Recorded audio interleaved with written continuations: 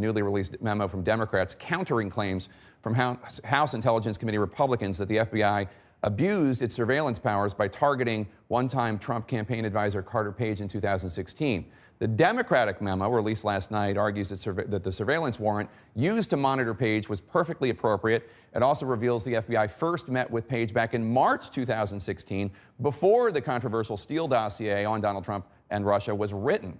The memo also asserts that the Justice Department specifically disclosed to the FISA court that Steele was hired by politically motivated sources, although the memo does not mention the Clinton campaign or the DNC by name. This is a rebuttal to the Republicans' Nunes memo by House Intelligence Committee Chairman Devin Nunes, which accused the FBI of not mentioning Democratic ties to the dossier. After its release, President Trump said the Republican memo totally vindicated him in the Russia probe. As for the Democratic memo, he says a, quote, total political and legal bust, and he's calling the man who wrote it, Representative Adam Schiff, Democrat of California, quote, a bad guy. Joining me now to respond in an exclusive interview is Democratic Congressman from California, Adam Schiff. Congressman, good to see you as always. Your new memo from the Democrats on the House Intelligence Committee released yesterday. Take a listen to what President Trump said in response during an interview last night. Well, all you do is you see this Adam Schiff. He has a meeting and he leaves the meeting and he calls up reporters, and then all of a sudden they have news, and you're not supposed to do that. It's probably illegal to do it. You know, he'll have a committee meeting and he'll leak all sorts of information. You know, he's a bad guy. But it's certainly, the memo was a nothing. Your response, sir? Well, I'm proud to be one of the bad hombres, I guess. What the president is referring to, I think what really aggravated him, is when his son came to testify before our committee. I asked him about conversations he had with the president when the president was on that aircraft, and they concocted this false statement about that meeting in Trump Tower with the Russians. And he refused to answer the questions, claiming attorney-client privilege, which clearly doesn't apply to a situation where neither he nor his father are attorney nor client. Our position is, and the Republicans have adopted as well, if witnesses refuse to answer questions and make bogus claims of privilege, as he did, as Steve Bannon did, we call them out on it. Well, the president doesn't like that, but that's not a leak. That's a fact, and it didn't disclose testimony he gave. It disclosed a privilege that he asserted that doesn't apply. So I'm not surprised the president doesn't like it. I'm not surprised, frankly, that the White House tried to bury this memo response as long as they could. But it's important for the public to see the facts that the FBI acted appropriately in seeking a warrant on Carter Page. They're not part of some deep state, as the president apparently would like the public to believe. So your counterpart, the Republican chairman of the House Intelligence Committee, Devin Nunes, also took a jab at your memo yesterday at CPAC. Take a listen.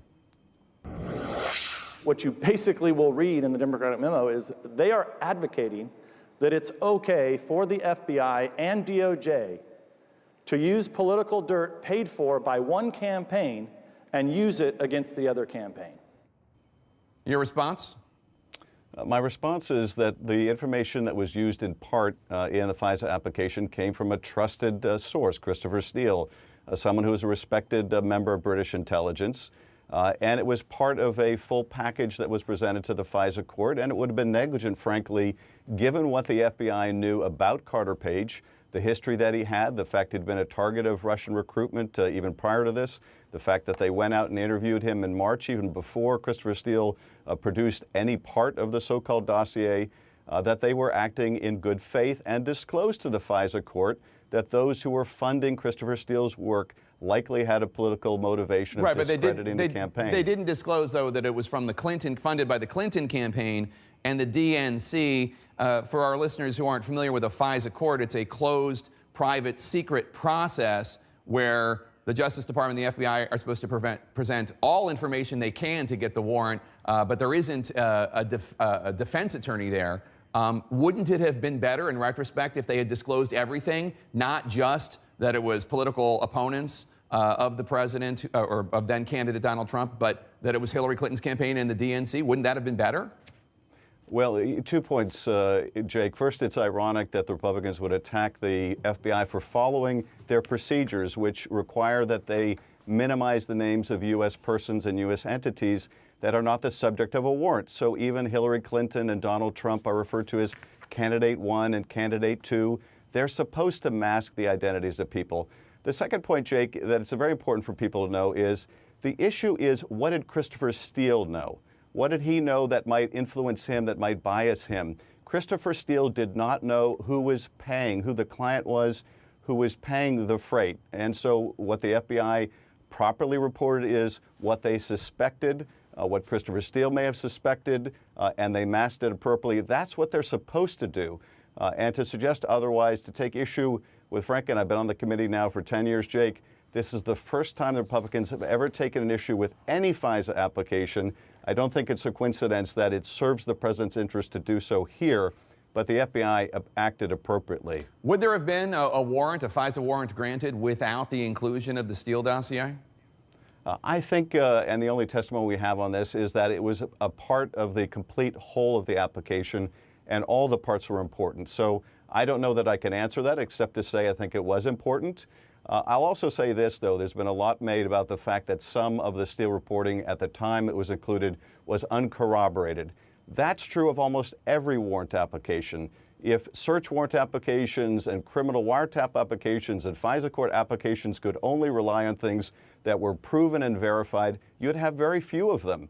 Part of the reason to get the application is seeking proof when you have probable cause that a crime may be committed or that someone may be acting as an agent of a foreign power. Let me follow up on that, because your memo also says that the FISA application references Steele dossier information about Carter Page being offered damaging information about Hillary Clinton while he was in Moscow in July 2016. Had that information been independently corroborated by the FBI when they applied for the warrant? Jake, I can't go beyond what the FBI said that we could release to the public, but I can tell you this. The Republicans have taken issue with the fact that that the FBI included information about George Papadopoulos in the warrant.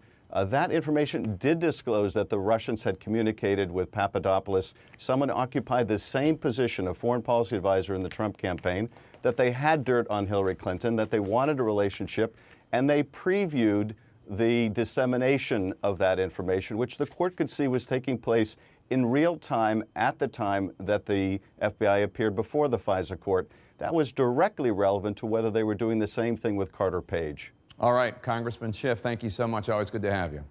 Thanks, Jake.